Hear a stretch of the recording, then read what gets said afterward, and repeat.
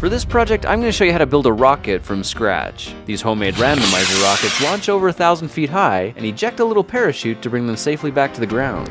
They're reloadable and relaunchable, and you might even be able to build one with things around your house. For this project, you're going to need a bottle of gas relief pills and a plastic champagne glass like the kind you'd get at the dollar store. Pushing the bottle into the glass, you can see they make a perfect fit, and you'll see why that's important in just a few minutes. Now, plastic champagne glasses usually come in packs of 2 for $1, but they don't always look like this one.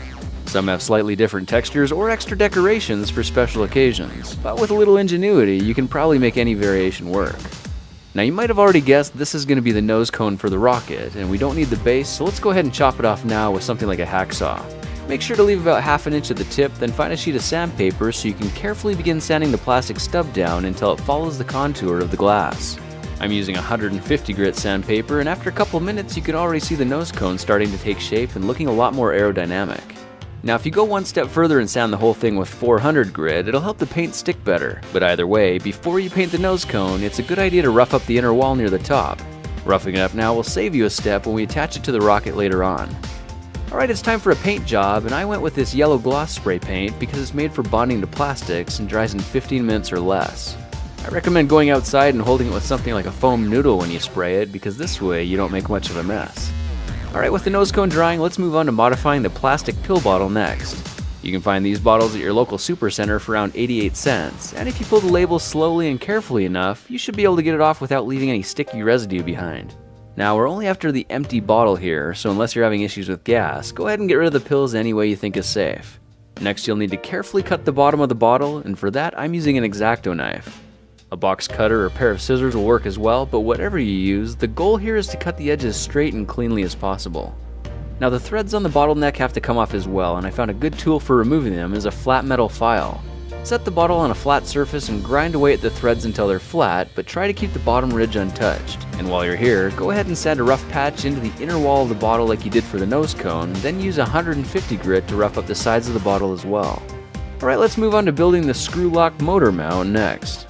You'll just need a 3/4 inch PVC coupling, which you should be able to find at any hardware store, and it's important to get the one that has the threads on the inside. Use your sandpaper to rough up the outside of the casing, then cut ½ inch off the tip of the threaded end. This piece will become the quick connect adapter that our sugar motors will screw onto when we're getting the rocket ready for launch. Now, the body tube of the randomizer rocket is made with a plastic golf club protector you can find at any sporting goods store. And while you're out running errands, stop in at the dollar store for a roll of wrapping paper as well. You don't actually need the paper though, just 4 inches of the brown paper tube that's inside it, and one roll will give you 9 of them. Alright, the next thing we need is the fin cutting template, which was designed and donated by my friends at SonicDad.com, and I put a link in the description to where you can get it for free. Go ahead and cut out the fin location template as well, and wrap it around the golf club tube, then tape it so both ends meet perfectly together. Now measure 20 inches up from the end of the tube and use the edge of the paper template as a cutting guide for making a clean cut. Your body tube should now be 20 inches long, and if it is, then rough up the inner walls of both ends with 40 grit sandpaper. Now get your 2-part epoxy ready because the time has come to cement it together. Before you epoxy anything, it's always a good idea to do a practice run to see how everything's going to fit. So slide the 4-inch brown tube inside the rocket body first, followed by the PVC motor mount next, which you can see is actually a bit too wide. But check this out, you can stretch out the bottom of the tube using the tip of the nose cone, and just like that, your PVC coupling makes a perfect fit. Okay, let's go ahead and mix a generous amount of epoxy, but be prepared to work fast because you really only have about 5 minutes before it hardens up. I tried using a popsicle stick to apply a copious coating to the outside of the brown paper tubing first, then added a coating to the outside rim of the motor mount next. The paper tube goes inside the rocket body until it's about ½ an inch past the end, and after adding a coat of epoxy right below it, you'll need to push the threaded PVC coupling in next. You probably noticed I'm using a 3/4 inch PVC riser to guide the motor mount inside the tube. It's a good tool to use because you'll have a lot more leverage for making sure your motor mount goes in straight. Clean up the epoxy with a paper towel, but before it hardens, it's really important to set your rocket tube on a flat surface and roll it back and forth. Watch the PVC riser and make minor adjustments to keep it straight, because that'll help ensure the thrust is in line with the center of the rocket. 5 minutes later, you can go ahead and connect the parachute container to the other end. Now, to accommodate the mouth of the pill bottle, you're going to need to spend a bit of time working this other end over the plastic cone a bit to stretch it out so it'll fit.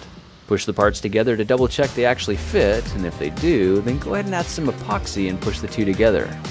Give the bottle a little twist for better adhesion, then go ahead and clean up any overspill with a fresh, clean paper towel. With the epoxy starting to set, let's prep the bottle for painting, and all I'm using to protect mine is a piece of paper and some masking tape. Spray paint the bottle black to match the rocket body, then set it in a safe place where it can sit for about 20 minutes undisturbed. Okay, with the paint drying on the bottle, we can get to work making the rocket fins next. You're going to need a large piece of medium weight poster paper from the dollar store and a black Coroplast signboard, which I found at a local sign supply company for $1.88. If you want to save a couple bucks, you could always reuse those plastic signs that seem to be everywhere after a local election. Now, it's a good idea to stick your fin cutting template and the shock cord templates onto a piece of poster paper before you cut them out. And while you're here, you may as well cut a strip of poster paper 4 inches wide by 15.5 inches long, because we'll be needing that later on. The rocket fins are made out of the signboard, and for best results, I recommend using a black Sharpie, an X-Acto knife, and an old hacksaw blade. Place the template on the signboard so the leading edge lines up exactly with one of the corrugated lines, then make sure it doesn't move. Carefully trace the template with a fine tip marker and make sure you get the little notch there on the side as you do. Now, if you use the back of your hacksaw blade as a straight edge, it'll help guide the blade of your knife and give you the straightest and cleanest cuts possible. Do the same thing 3 more times so you end up with 4 fins, and take time to do it right because quality counts. Alright, now that you got your 4 basic fins cut, it's time to add some extra features.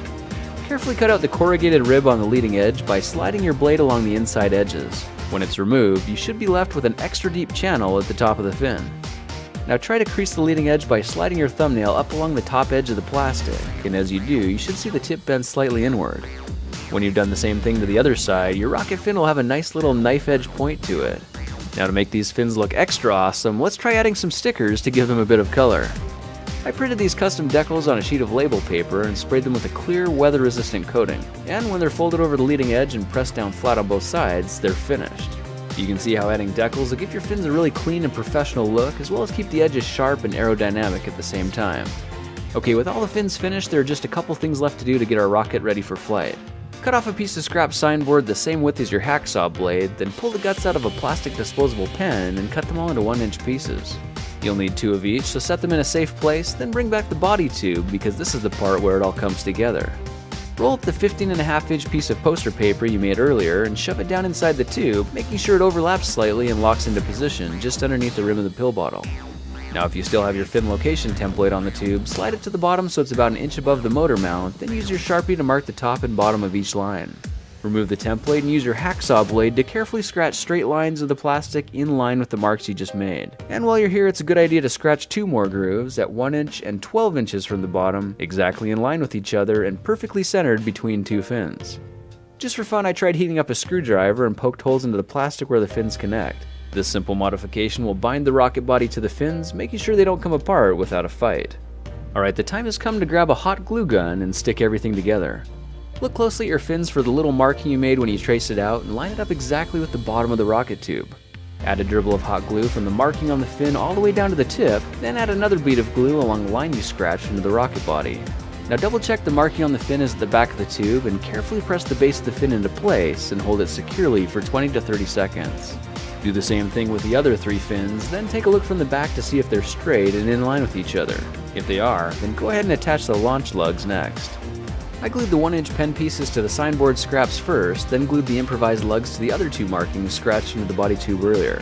Before your glue hardens, make sure the pen tubes are perfectly in line with each other simply by looking through one end and checking the symmetry. At this point, you can add the body tube stickers, which I like to center along the upper launch lug. The last sticker goes around the base of the rocket just above the fins, and with that, you're just about done. All that's left to do is attach the parachute and the nose cone.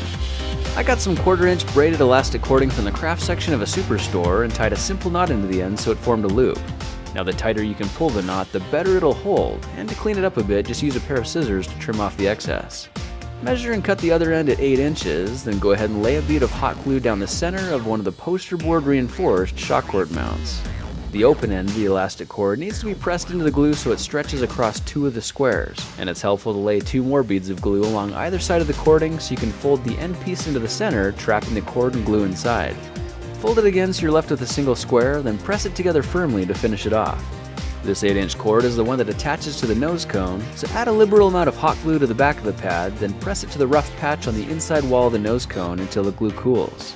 Do the exact same thing with the other shock cord mount, but this time use a 16-inch piece of cording and mount it to the inner wall of the plastic pill bottle. The very last step is to add one of the parachutes I showed you how to make in a previous project. These simple chutes are made from dollar store table covers and not only work for the randomizer rocket, but can be used to make skyballs as well. I made 8 of them for $1 and I'm confident you can as well, so look for how to make simple chutes and skyballs in other project videos. Now the parachute attaches to the rocket with 2 swivel clips for redundancy, so you'll need to thread the loops from the rocket body and the nose cone over the 2 hooks, then close them up. With the cords attached and double checked, go ahead and fold your parachute up by grabbing it in the center and pushing all the air out first. I folded mine in half, then rolled it up to the strings and held the bundle together simply by wrapping the lines around the outside of the chute. But before you push the parachute into the rocket, make sure to use about 6 to 8 pieces of rocket wadding first.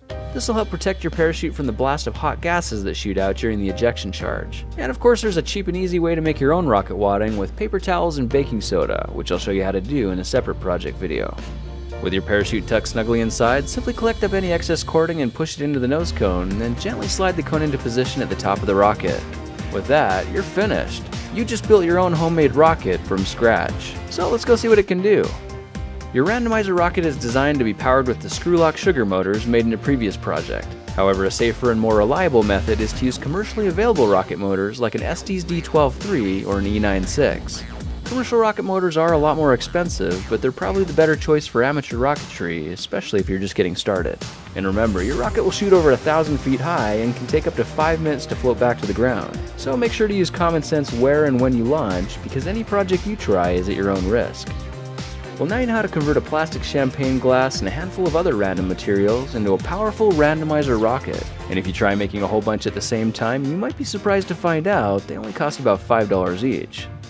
Well, that's it for now. If you like this project, perhaps you like some of my others. Check them out at thekingofrandom.com. Hey guys, this project was part of a design collaboration I did with my friends at sonicdad.com. Please check them out and subscribe to their YouTube channel. If you remember the collaboration we did last year with the Assassin's Micro Crossbow, then you'll understand why I chose Richie from the Sonic Dad team as my partner for building a rocket. He's a creative genius in all respects and has an amazing mind for thinking outside of the box. Together, Richie and I designed a really cool launch pad, the randomizer rocket, and a recovery parachute that all work impressively well. We've done around 50 launches so far, and he's already got detailed videos and instructions on how to make them at sonicdad.com. I highly recommend you support and subscribe to Sonic Dad because they're one of the channels I follow, and these guys have my highest respect. I know them personally, and they're on a mission to help people turn off the TV and go make something cool instead. Thank you for watching and supporting these projects. I appreciate you, and I'm excited to see you around for the next project video. I'll talk to you then.